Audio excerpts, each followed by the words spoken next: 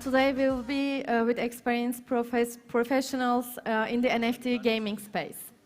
The NFT gaming space is attracting a significant amount of attention. There are 2 billion potential NFT game players and over 600 million crypto investors. Play-to-earn games appear to be aspiring to join these interests and the people within them. Our amazing panelists here today include Lukas Unterschütz, co-founder of Kelepar, claims to create real-world value with a captivating gaming experience on the blockchain.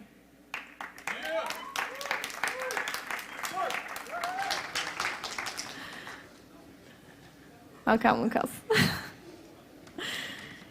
And Carlos Guzman, researcher and analyst at the blog. He is writing enterprise-facing reports for the blog, at the request for enterprise clients. Great to be here. Blaise Cavalli, head of DeFi and lead in the Cosmon project. Cosmon. Hi, Blaise. Hello, everyone. Cosmon is a new generation and first of its kind NFT play-to-earn game based on the Cosmos ecosystem. Welcome all the Cosmoverse stage. Let's start with the first question. This question actually is for all panelists. NFTs and blockchains are exciting technologies with huge monetization potential for the gaming space. On monetization of NFT games, what are the biggest pain points you feel in the process of the monetizing? Lukas. Okay, so sorry for my voice. Medellin has been very good to me, so I'm a little bit sore in my throat. I think the main problem, the main point is that a lot of games, they don't really use the full potential of NFTs in gaming. So when we have all those NFT games, what generally happens is people buy the NFT and then they can enter the game and start playing. And when that happens, another player enters or buys the NFT off the secondary sale. Compared to what it is in Web 2, you actually lose one sale, because in Web 2, every single sale, the revenues goes directly to the company. That's the way they monetize the game. And to solve that problem, we need to use the potential of NFTs to capture value that Web 2 couldn't capture. So a good example of this would be, for example, in an RPG game, a character in level 1 is obviously less valuable than a character in level 100. So if you buy the character on level 1, level it up, and you can sell it more expensive later on, that will also lead to increased revenues for the company, because the royalty fees that they hold on that NFT gets higher. So like that, we can counteract the problem that we lose sales when a sale happens on the secondary marketplace. Before your answer, Carlos, I want to introduce our another panelist, Luis Londoño. Welcome on the stage, Luis. Luis is manager of Web3 developments at Monastery. I was asked our first question. Would you like to repeat for you? And on monetization of NFT games, what are the biggest pain points you feel in the process of monetizing? Okay, the first thing I notice is that there are crypto games that they want to monetize NFTs, but the thing is that we need to start between the games to monetize NFTs. I think that the first step, it needs to be in the other way, not from the crypto people trying to do a game and trying to develop something that they think it will be useful. So they need to join both parts. A very crypto team, excellent crypto team, and an already gaming studio that has been successful. Yeah. Carlos? Cool. Yeah, I mean, in terms of frictions or pain points, I think right now just crypto and blockchain games, the crypto functionality, unfortunately, just provides a huge point of friction for gamers. So it's not very friendly for kind of mainstream users who are not crypto native. They don't want to kind of have to go to an exchange, buy some tokens, then go to an NFT marketplace, buy some NFTs, download the wallets, download everything that you need to play a crypto game. And after just like a lot of time of effort, actually get to the meat of the gameplay. I think currently that turns off a lot of most game users. So those are like kind of huge pay points. As long as the blockchain functionality is kind of so front and center and provides those frictions, I think crypto gaming might have a tough time reaching a wider market. Whatever kind of infrastructure providers, game developers can do to simplify that experience, streamline it, maybe kind of hide the blockchain functionality in the back end a little bit, that's maybe when we're going to see crypto gaming reach the mainstream. Right. Luis? Yes, from my side, I think it's really important if you want to integrate NFT within a blockchain game to provide a strong fundamental value to your NFT. If you want to monetize it, you need to create a usage value, a financial value behind it for people who buy it to really possess something. It's not only about gaming items that everyone would like to have, but if you have only a small communities, your items need to still have a strong value and a stable one. So I think it's something very important to not being categorized as a Ponzi scheme, or like if your community is decreasing, how you keep providing a real and concrete value to your user, to your players, and that's something really hard to find and which hasn't been really seen in the existing blockchain game, I think. Right, thank you guys. And this question for Lukas, Luis, and Carlos. A common view is that play-to-earn models are massively flawed and may never excite gamers. What approaches are you all talking at, like Kelepar? Is that correct pronounced? Yes. Kelepar. Kelepar or Monastery, considering this perceived flaw? And how can we use the tech in a way that benefits the players and will get them excited? Yeah, so I think one of the main points why we fail to attract gamer is, as before was said perfectly well, the user experience, so we have to work a lot on that. But then the second one is also that the whole play-to-earn concept is pretty flawed, because it's just an economic reality that not everyone can earn and games cannot print money. So if someone wants to earn money, someone else has to spend money. And that's why I don't even like the play-to-earn name at all. I prefer to talk about blockchain gaming or NFT gaming. And then we're talking about a model where we used NFT technology to capture value that was lost in Web 2 and provide users with new possibility to capture value, make it tradable. So we had the example before that I said with the leveling up heroes. You can do the same like with user-generated content. When we talk about shooter games or racing games, there is like user-generated skins. There is possibilities to use all season passes for special tournaments. There's all kind of ways how you can use NFTs and to increase the value over time that the player can get from them. And create kind of like they spend the time to get those NFTs and make it tradable. You create that player-to-player economy or player-to-player trading system that gets some players the possibility to provide a service by, let's say, leveling up a hero, let's say creating a skin, and another player pays for that service because he doesn't want to spend the time on it. But in the end, it's like literally to create a system where everyone kind of wins with it. The player that doesn't want to spend the time, he will spend time on it. He doesn't mind spending the money on it. He doesn't mind to do that because he loves to play the game. And on the other hand, you have the player that maybe likes another aspect of the game and can monetize that. And for him, it's a play to earn. For the other one, it's a play for fun. I think that's the point. Carlos? Yeah, no, I think Lukas covered it exactly Yeah. right. I think the issue and like why play-to-earn games haven't been sustainable so far is because they really haven't been fun. Like the only reason people have been trying to play them is to try to make money off of them. And as Lukas was saying, the money has to come from someone. Eventually, kind of like the house of cards falls down once like money isn't number isn't going up, people start playing. And that's what we've seen in the data. Once the kind of bull run that we saw was over, lots of like kind of user numbers really plummeted for a lot of these games.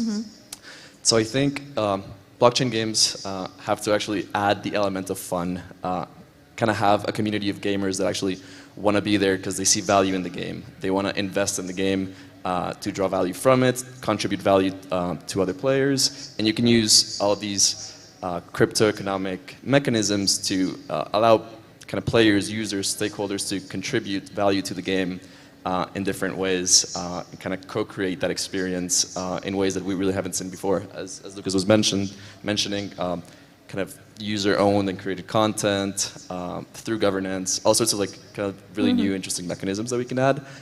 But I think the fundamentals have to be there in terms of fun kind of gameplay for the game.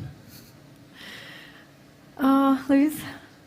By the way, can you explain the monastery? Because your project is one of the first NFT project in Colombia, right?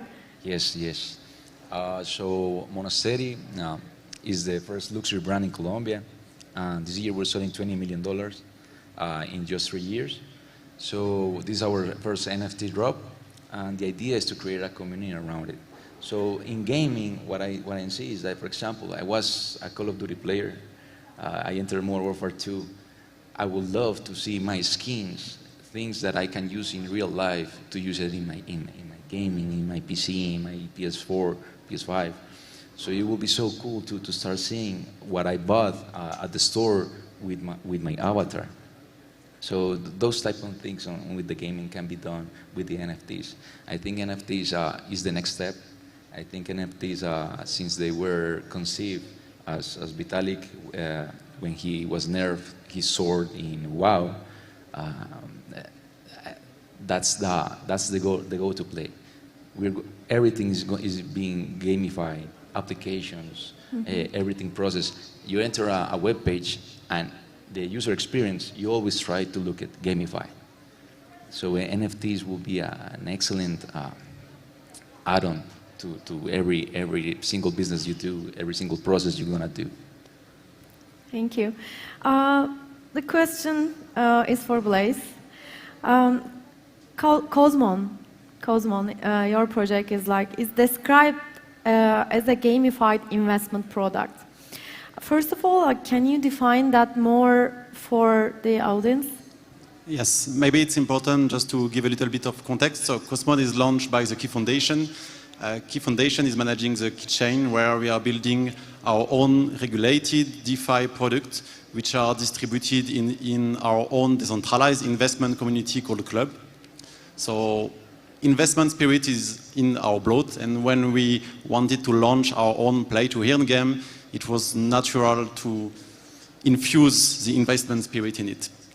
So basically we are mixing two things. So Cosmon is first a play-to-earn game, a deck-building digital card game, where you can acquire past historical leaders in form of NFT. So I am this guy in Napoleon. There is my colleagues in Julius Caesar and Cleopatra, which are who are some of our historical leaders. Then we invite our players to build a deck of 3 Cosmon leaders and engage in fight between each other. So it's an automated fighting experience where players need to optimize the affinities of Cosmon leaders within their decks and then have the most powerful deck. So that's the basis of the game. But on the other side, when you buy a Cosmon NFT, you also acquire a share of a DeFi treasury. So we use all the NFT sales proceeds to fuel a DeFi treasury allocated to the most promising asset within the Cosmos ecosystem. These assets are staked, then they generate a yield which is used to pay and to redistribute the yield to NFT holders, but also to fuel a prize pool which is dedicated to best performing players. Then even if you don't play to the game, just owning an NFT is owning a share of a DeFi treasury and receiving a weekly yield, which is quite interesting regarding the performance of the Cosmos ecosystem. And in addition to this, you can play to the game, you can engage with the gameplay and pretend to an interesting prize pool. So it's several thousands of dollars for weekly championships. So it's quite interesting. And even with a low barrier of entry, our first, the lowest cost, the lowest price of a Cosmon card is only 1 atom. So for 3 atoms, you can enter the game and pretend to a few thousand of dollars of prize pool per week. And then it enables you to progress within the game, to increase the value of your Cosmon card, to earn more yield. And that's how we provide a strong fundamental value to our NFT cards. Okay, I have one more question after these game items, and yeah, Lucas and Luis, what's the path you see to make play-to-earn games sustainable? I think the main thing that we need is getting out of the crypto community and get into the gaming community, because that's, as we said, we get then the players in that are willing to spend money on games. We have seen that Web2 gaming communities, they spend fortunes on their favorite games, and that's the only way we can make it sustainable. And to do that, I think we need to cater, and we will cater them more in the future, so the user experience has to improve a lot. We have been talking about that. And the second thing is the game just needs to be fun. Like personally, I'm still playing Web2 games because I haven't found a single crypto game that I actually enjoy playing enough to spend time on it. And yeah, I think those two things will change. Games will get better and the user experience will also get better. We get more integrated apps where it becomes more natural for the players where it feels like a Web2 game basically, but it's just leveraging the technology of NFTs in ways that we have been covering before to add value to them and add value to the companies that provide the games. Okay, I think Lucas said all. I'm just going to expand some parts I like. For example, in the user experience, when you use a Web2 app, a 2.0 app, you upload the video and you are not thinking it's an MP4 with these megabytes, blah, blah, blah. No, you just upload it from your phone. So we need that user experience in cryptocurrency. Sometimes when they launch a game, you need to buy the token, transfer to a wallet, then bridge it. I don't see the token. Oh, I need to add the RPC. Yeah, so it's all that process, it makes it difficult for the retailers to go in a gaming when you want to be relaxed, when you want to be just chilling. Also, there are a lot of things to be developed. So you can be thinking about a lot of stuff. For example, Disney is doing these scavenger hunts with the NFT, so AR NFTs are going to be huge. I haven't seen a lot of development in that area, but I think that that's the next step. We're taking this metaverse thing everywhere. Yeah.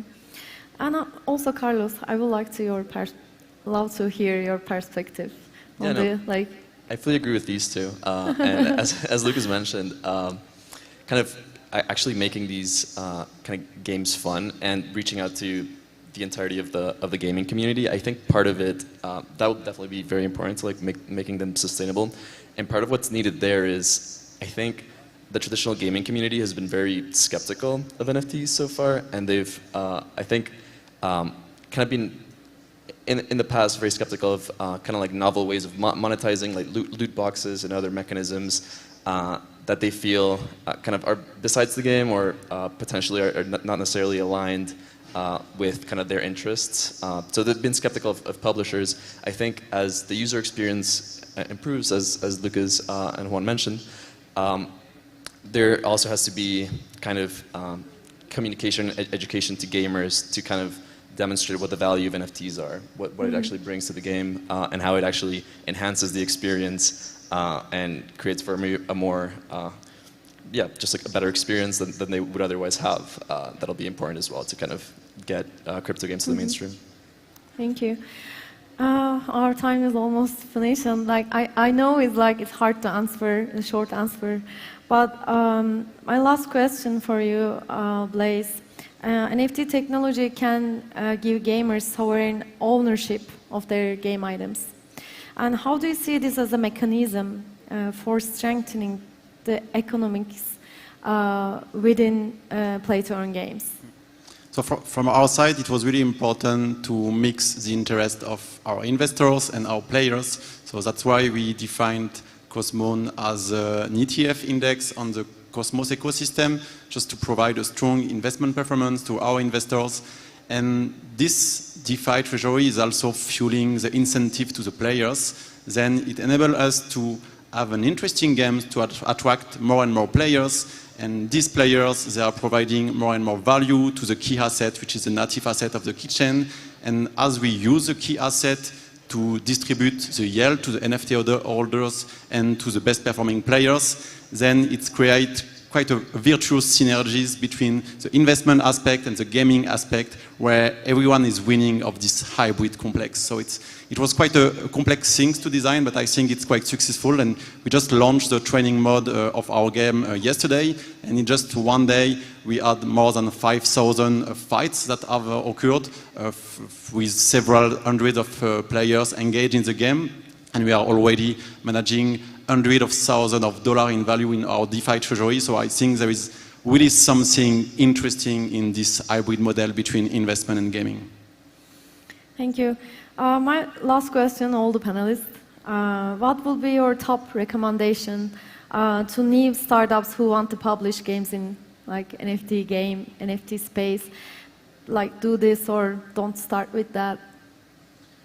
I would go back to something that Carlos said earlier, and that's just like focusing on building a good game. Don't worry too much about the economic models and NFTs at first. Just get a concept for a game that you know gamers would be excited about, and develop that, and then in a second step think how you can implement NFTs in a way that it speaks to gamer and it adds value to them. And I think that's how you can create a loyal community of players that love your game.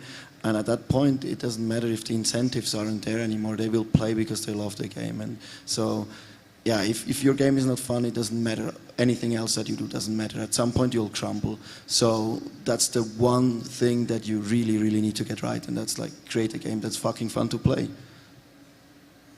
Yeah, exactly. Kind of following off on that, also thinking about really considering whether your game needs a blockchain or a crypto component to it. But because oftentimes, when it's just like a novel way that kind of developers want to leverage to try to monetize, and it doesn't make sense for the game, it just doesn't become sustainable.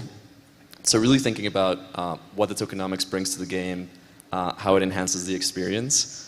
Yeah, I think only kind of a few different kinds of games will actually be kind of a good fit for blockchain technology, and kind of discovering that from the get-go, I think will be really important. Yeah. Luis? Okay, I think there should be unstoppable action, because I think NFTs will be the next step. So what they were saying, for example, they're just not be to play to earn NFTs. We can have NFTs for anything. I want to give an example as me as a gamer. Since I played Modern Warfare 10 years ago, I thought I was one of the best. I don't know if you remember how to do nukes. So we compete with our friends. How many nukes did you did? You need to kill like 25 players in a row without dying. It was pretty hard. But there wasn't a way to demonstrate that you did it. Just telling in your school, hey, I did a nuke. So it would be so cool to have this NFT in my account since 10 years ago. Hey, this guy in Modern Warfare 2, 10 years ago, he was a king. He did 111 nukes, 2 in one game, blah, blah, blah, blah. All those accolades, missions, like you did this, the more hardcore stuff, and it's demonstrable, you know? Mm-hmm. So NFTs can be applied in any part of the game, not just play to earn. So go do it and start applying, because ideas are not conceived in the first meeting. Sometimes you pivot, sometimes you discover a new partner, sometimes somebody take your technology and you do something new with that. That's correct. Please. Nothing to add. Thank you very much, everyone, for coming to listening to our fantastic panelists. I want to thank you also Lukas, Carlos, Luis, and Blaise. Thank you. Thank you. Thank you so much, everyone.